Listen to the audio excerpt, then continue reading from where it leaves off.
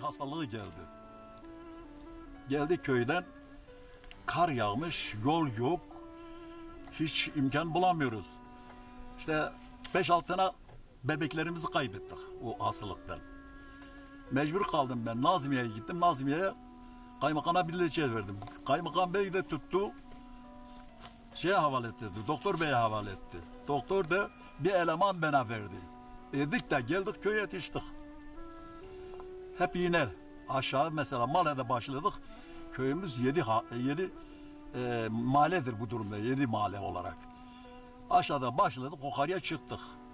Ve aynı o iğnelerden sonra yine 3 tane çocuğumuzu da kaybettik. Yine de 3 tane çocuğumuzu da kaybettik. Mesela doktor yok, şu yok, bu yok.